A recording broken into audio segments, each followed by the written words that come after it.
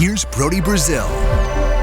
Let me just say that I fully recognize the very sharp contrast between the present for the San Jose Sharks and these projections via EA Sports, which we're about to get into as it relates to two individuals and the franchise. Actually, it's more like career simulations that they did for Will Smith and Macklin Celebrini, but it paints a bigger picture of maybe what to expect for this team, this franchise, the Bay Area, all the fans that come to SAP Center. Because of these two players, are the San Jose Sharks really about to win 2 Stanley Cups in the upcoming, decade plus or so of hockey? It comes to us from EA Sports, and I'm still not clear or certain about how they do these simulations. I mean, we know they're smart people. We know they take their sports very seriously. So I'm going to give them credit for not just mailing this in and throwing out some numbers, which we're going to dive into here. They're thoughtful about this. I don't know how they've done it. I've put in a request to ask them, how did you come up with this? If I find out, I'll eventually let you know. But these career simulations are very interesting. Let's begin with the number 1 overall pick in the draft from last year, the Sharks' first ever number 1 pick. That's Macklin Celebrini. And before we get into the actual numerical stats here on the left side, let's talk about the accolades projected in the career.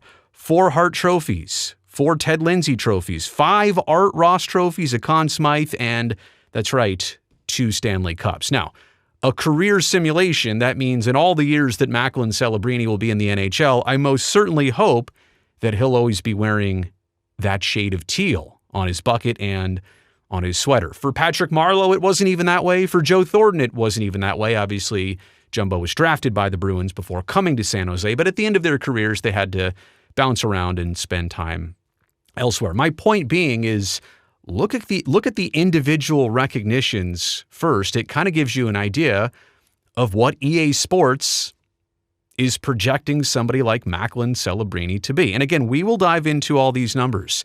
It's some interesting comparisons. I mean, even if you do Celebrini and Smith versus Thornton and Marleau, 2 pairs of forwards, it's very interesting, and we'll get to that in just a second. Here's what they're expecting for Will Smith, and it's a little bit different and I think proportionate. How would we know, right? How do you know Will Smith may not eventually have the better career, or Macklin will do this and Will do that, or whatever? This is all career simulations. 2 Hart trophies, a Ted Lindsay and Art Ross, and most importantly for the San Jose Sharks and their fans, the first 2 ever Stanley Cups for the player who wears number 2 in Will Smith. And yeah, we'll save these stats and these numbers, which are interesting when you break down the goal to assist ratio, the total points versus games played. There's a lot to dig into, and we'll do that in just a second. But as for these 2 players side by side, I think it's also important to note that if the Sharks are actually going to be good for a lot of years and compete for those Stanley Cups, they'll need far more than just these 2 players to accomplish that. And I don't want to put too much pressure on these 2 players. And maybe there will be a 3rd high draft pick after this season, the way it's been going for San Jose, that's kind of added to that equation. Maybe there'll be somebody right in the middle, which we don't know yet. I'll put a smiley face for that player.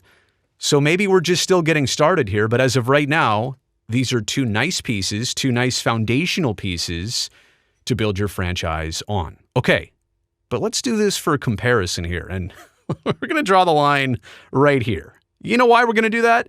Because above the line, that's 2 future Hall of Famers right there. Below the line, those are 18 and 19-year-old kids, right? So let's keep the reality versus projections here separate for right now. The reality is Joe Thornton and Patrick Marleau, I mean, look at this, 1,714 games in 1,779. The durability of those 2 players alone, I think, speaks volumes. I mean, you can talk about their production offensively and who they were as leaders and captains and how they represented their country, all that stuff. The only thing that these 2 guys unfortunately didn't get to do is win the Stanley Cup. And it's crazy how many playoff games and situations they were in, they just did not get to win the Cup. But the point being here, as I draw this line, they're not even projecting. I mean, Macklin and Will are not even projected to get close, like 500 games difference, 400 to 500 games difference of games played. So EA Sports is saying that these players are going to get just as much done points-wise without playing nearly as many games. I mean, look at this, 1661 projected for Celebrini. That would put him above Joe Thornton. 1364 for Will Smith. That would put him right in the middle of Thornton and Marleau. But again, games played in the 1200s versus the 1700s. So does EA Sports think that they just don't make them like they used to? Or these players won't have the same longevity? If you look at the points to games played ratio, I mean, Joe Thornton, for the longest time in his career, it wasn't until the end when he kind of started to fade away from being a point-per-game player. It's hard to do, and it has been hard to do in the league, which, again, the league has changed. From when Thornton and Marleau entered in 1997, they were 1 and 2 overall, respectively, in the draft. The game has changed foundationally, rule-wise. Scoring has now been emphasized versus a time where scoring was hard because they didn't call any penalties, and it was hard to even get through the neutral zone. And Thornton and Marleau played through those years. My point here is, Jumbo, being at almost a point-per-game player, we saw how hard it was for him to maintain that point-per-game ratio. And even Patty, I mean, well off the point-per-game mark. But look at this. I mean, Macklin at 1661 for 1,281 games played, and Will Smith also well more than a point-per-game player. So if you want to go back and draw another line here, I mean, they're projecting that these two, and I should have done the math on this, like 1.2 points per game and like 1.1, or maybe this is 1.4, whatever it is, like these two were not point per game players, but EA Sports is suggesting that Celebrini and Smith will be. There's also one more kind of interesting variable to look at here, and obviously Joe Thornton was the setup guy, so 1,100 plus assists to, I say, only 430 goals. Patrick Marleau was more of the score, but also found a way to get on the score sheet, 631 helpers. But look what they're saying for Celebrini. I mean, and the same thing with Smith. I mean, they are bound to get far more assists than Patrick Marleau, not nearly as much as Joe Thornton, but that's Jumbo. But I think the goal-to-assist ratio for Celebrini versus the goal-to-assist ratio for Smith, it's suggested that maybe Will Smith is going to pick up more helpers significantly than actual goals. Maybe they're primaries or secondary assists. And I don't know, maybe Smith is on a line with other forwards who are more of the scoring type and he's the setup type. Or, I mean, obviously these two are both on power plays. So, again, I don't know how they come up with all of this, but it's an interesting thing to digest when you look at the total games played, points per game, the goal versus assist ratio, and yeah, again, to draw that line and compare these two versus these two, it's a hard comparison. Like that is a pretty tough comparison. Welcome to the NHL, by the way, Macklin and Will. So let's get into some common sense. Let's end this video with some common sense. Number one, projections versus reality. And again, I don't know how EA Sports did this. I love EA Sports. I credit them, and I would hope that they're right. I would hope they're right about 70% of that. It would be tremendous if that's, in fact, the reality. But it's not the reality right now. There's a long way to go from projections right now to reality of eventually. I do not want Macklin or Will to see this. I don't want them to watch this video. I hope they didn't see that tweet. I hope they didn't see that from EA Sports. But inevitably, I know they saw that.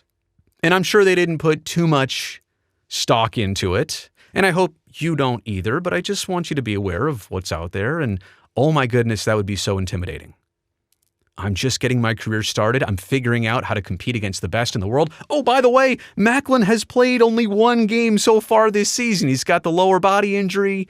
Hasn't been able to get back out there other than opening night. And we know Will Smith has not had the tremendous start that he would have hoped for and everybody would have wanted. But look, it's a rookie season for a young player. Honestly, if he gets through 55, 60 games and feels confident, both of those players, that's the first step in the right direction. I don't want them to see this and get intimidated by the long, difficult road ahead and growth and maturity, all that stuff. These are kids still.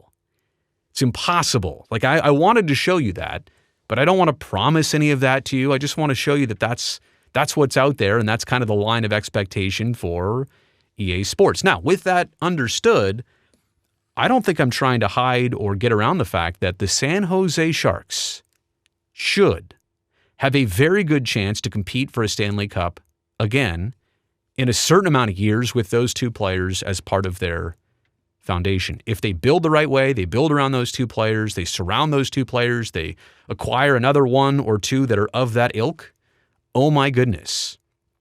Maybe Yaroslav Askarov, maybe as a goalie, is one of those top-tier prospects that we've just started to scratch the surface on. But I do think it's not a stretch to say that the Sharks should have a really good chance to compete again like they did for so many years of the 2010s for a Stanley Cup. But what they absolutely need to do is build a good team in a hard salary cap system. Right? This isn't like baseball where you can just pay over and pay the luxury tax and it's no big deal. You just keep throwing money at the problem. There's a finite amount of dollars you can spend if you're the San Jose Sharks, and all these players coming up at the same time. Eventually, it's going to be difficult to keep them all, to make them all happy, to give them what they deserve, and to keep staying competitive. So it's also not as easy as it sounds, but man, those are some very big, interesting, dare I say, exciting projections. And I'd love to know what you think about them in the comment section below. Go ahead and hit me up with your thoughts. Can't wait to see what you're thinking about. Also, thumbs up while you're down there. That'll greatly help me and this video and this channel grow. And one more thing. This is so important. Make sure you take the time to go down there and have that subscribe button turned on. Really would love that because that means I definitely get to see you back here next time.